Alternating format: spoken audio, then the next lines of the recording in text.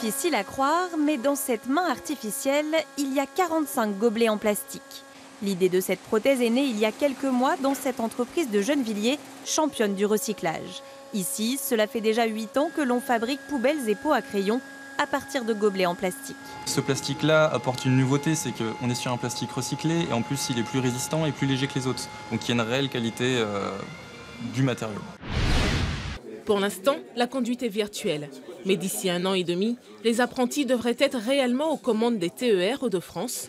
Ils viennent de milieux professionnels différents, facteurs, moniteurs d'auto-école, comptables ou encore chauffeurs poids lourds. Pour eux, cette formation est une véritable reconversion. En Picardie, le manque de conducteurs a souvent été à l'origine de retards de train et parfois même d'annulations. Une formation Made in Hauts-de-France avec l'objectif de garder les nouveaux conducteurs dans la région. Au premier coup d'œil, aucune différence entre ces limousines. Il y a celle-ci, celle-ci et celle-ci. Au total, elles sont une trentaine de mères disséminées dans les pâturages de cet éleveur corrézien sélectionneur réputé. Il est l'un des tout premiers à avoir obtenu des animaux nés sans cornes.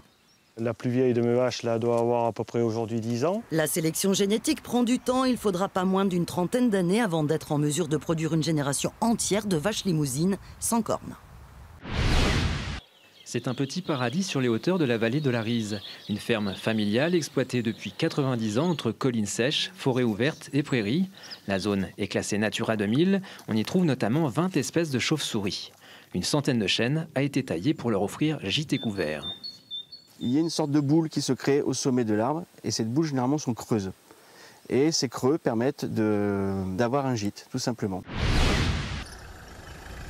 Cette file d'attente témoigne de l'enthousiasme de ces jardiniers amateurs. Munis de leur sac ou de leur seau, ils sont venus nombreux ce matin pour récupérer ce précieux terreau. Une distribution gratuite limitée à 80 litres par personne. Je profite de la distribution. C'est le printemps là déjà, donc on achète tout ce qu'il faut et c'est gratuit.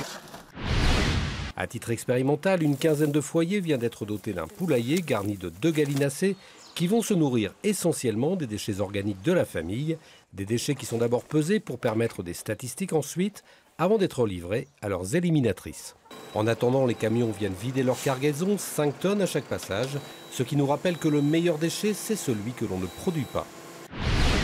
Bobby Lapointe est un Picénois pur jus qui a eu la bonne idée de naître en 1922 à Pézenas et la mauvaise idée de décéder dans la même ville en 1972, bien jeune. Elle s'appelait Françoise, mais on l'appelait Framboise. Je pense qu'il a été effectivement le premier rappeur slammer de l'histoire.